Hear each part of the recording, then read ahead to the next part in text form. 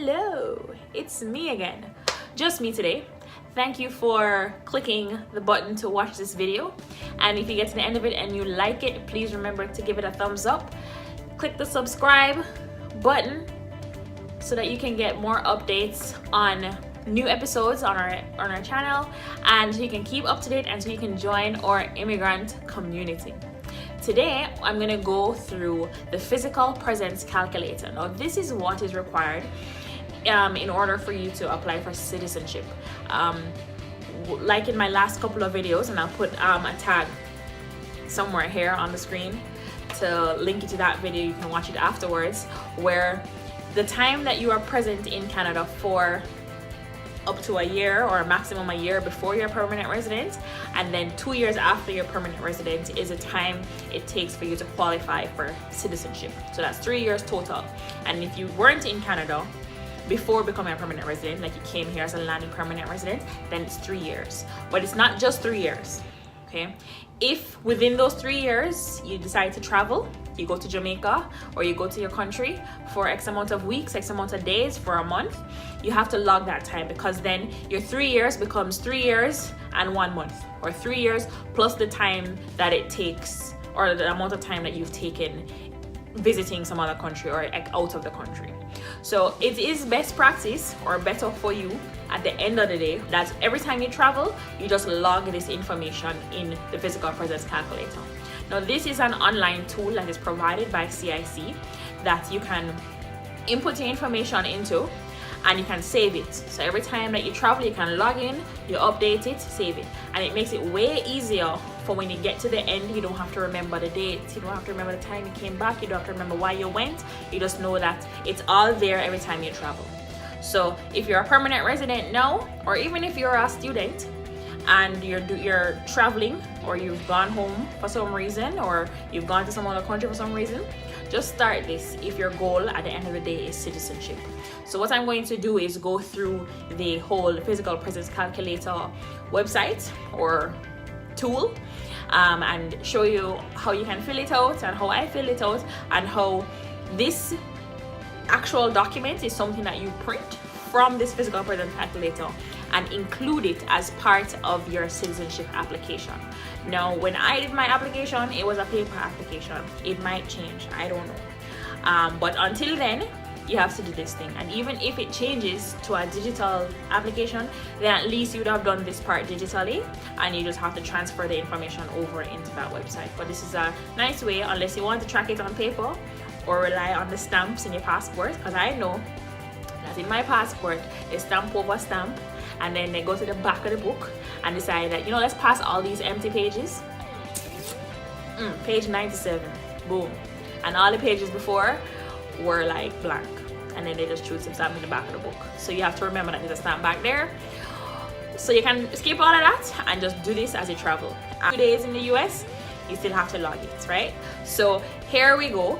You're not gonna see me anymore, but you're gonna hear my voice, and we're gonna go over the physical presence calculator video.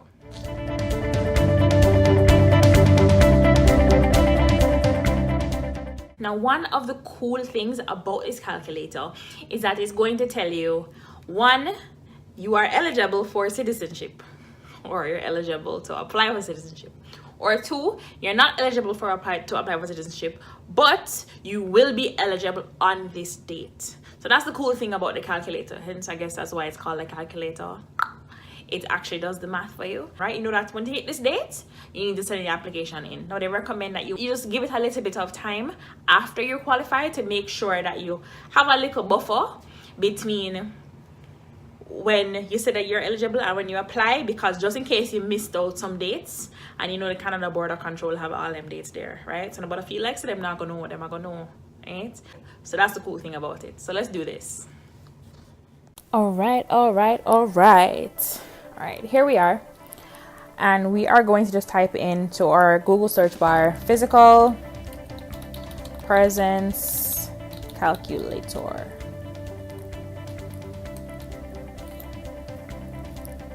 I didn't spell that right, but thank God for Google.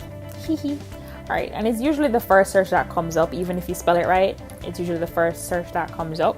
So here we go, physical presence calculator. And this is really just explaining what this calculator is. The important parts are to be eligible for citizenship. You must be physically present in Canada for at least 1,095 days in the 5 years immediately before the date of your application, right?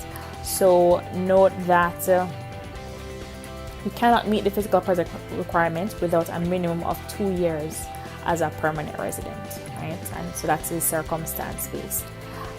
So there's some information in there. How do you use it? You put in your required information, you enter all the dates correctly, that's important. You list the times that you spent serving a sentence in Canada if you were in jail or something, and then you list the time that you traveled for work or vacation or something in the last 5 years, right? And if you meet the requirement, you're good. You print it and you put it as a part of your application. If you don't meet it, you just wait. So the calculator itself will give you the date for when you're eligible to apply, right? So if you want to save the calculation, you can register with the email address, and then you can come back to it and update it as you go along, right? So we're going to go ahead and start calculation. Now, so let us say, hypothetically speaking, that it says that this is the date that you must sign the application. If you don't know when you're going to do it, enter today's date. Right, so I'm not gonna put today's date. Now, enter the date became a permanent resident. So let us say, hypothetically speaking, that I got permanent residency last year, or let's say January of 2018, right? So that's like a year ago and a little bit more, right? So let's just go through there and then we say save or calculate. So it says, did you have temporary resident status in Canada? So like, were you here as an international student? For the most part, that case for a lot of people is yes. Were you a temporary worker?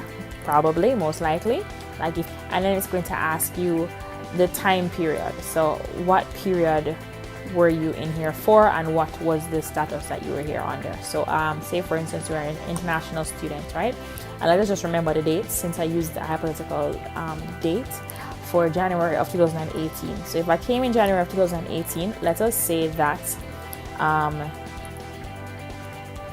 in 2016 of January, I came to Canada as a student, and I finished school in 2016. Let us say it's a 2-semester course, so from January to August, which was similar to like my situation. So let's say the end of August there. So you add entry, fine. And then let us say you were a temporary worker so we're going to go back to pick up after the date that, of course, your student visa expired. So I'm going to go back to 2016. I'm going to go back to August, and I'm going to say I was a worker from this day. And I'm going to say after 2016, I was a worker until the day I became a permanent resident on January the 2nd. So I'm going to go put back that Tuesday. Now, this is hypothetical dates, right? So you guys use the dates that are applicable to your situation. So don't worry about that, right? So I was here as a temporary international student. You were here as a temporary worker. Perfectly fine. Okay, calculate. Then they're going to ask you, did you ever go to prison when you were here? And the answer to that is no. If your answer to that is yes, you might not be able to apply. Just kidding, you might be able to, but it's circumstance based. So did you leave Canada, right, for any reason, like vacation or family matters or anything? You submit if you've visited home a couple times, right? And this is where I'm saying to update the information about every time you travel. So let's say, so what did I come here? So let's say I went to Jamaica. So I'm saying that I came here in 2016. So whatever, I'll just pick some dates. So let's say I went to Jamaica in the summer when it's nice and hot. Yes, for 2 weeks. Oh my gosh. So say for instance you visited family. Visited family. Perfect. So you add absence, okay, and it's logged there. So let's go again and say I went to the Bahamas You know me, always like globe trotting. I don't know if anybody is like me. I had multiple entries.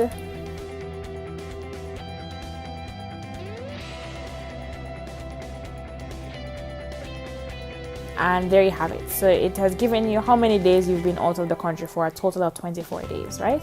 So let us say that's all the times that we left for during our eligibility period, and our eligibility period is what the calculator gives you based on the information you put in. So between the 2014, I know you probably weren't here in Canada in 2014, you came in 2016, that's fine. The reason it's doing this is because it's seeing the 5 years immediately before you apply, and it's 5 years before today.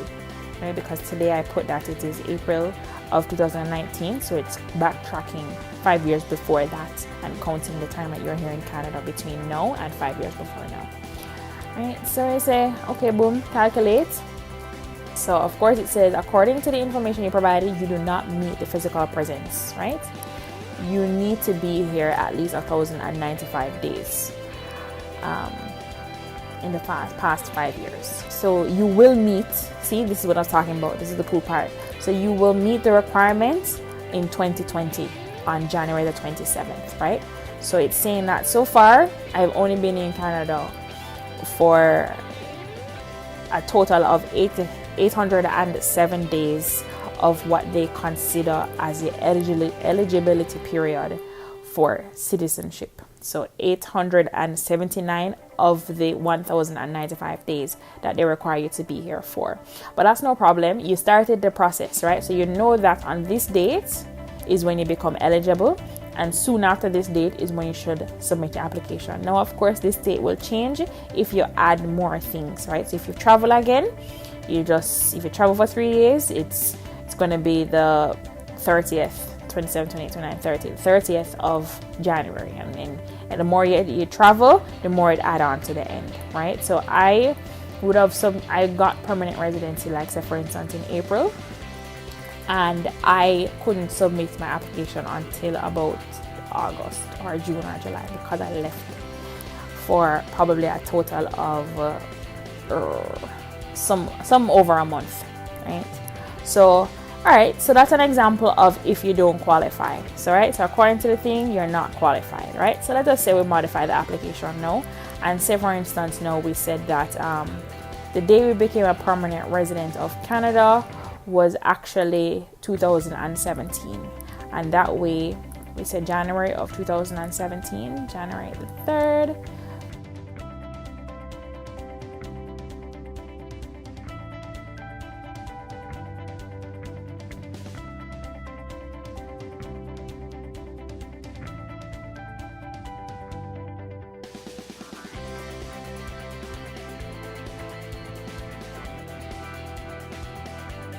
Calculates, and based on that it says according to the information you provided, you've met the requirements to be physically present in Canada, right?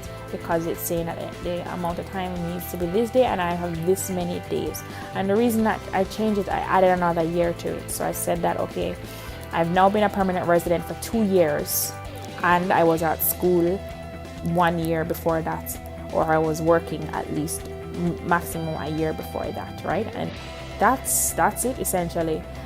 This is where you will put your signature and date it. So you print the application, yes, you have everything there, you print it, you sign it, and you date it, and you include it as part of your citizenship application. So you see, print and attach this page to your application for citizenship under this such and such thing. Make sure that the date that you use as calculation is the date of the signature on the application form on this page are the same. So the date you put here and the date that you sign your citizenship application form, this guy here, is the same.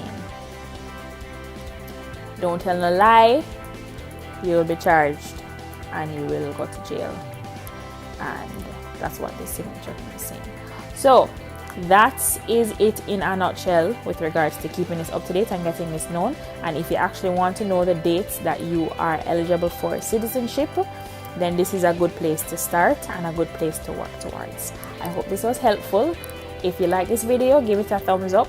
Please remember to subscribe, and always just keep the faith. guys, keep the faith regardless of where you are at in the application process. That's, we just have to be patient, and that's it's gonna be fine. You're gonna make it out. Keep well. See you soon.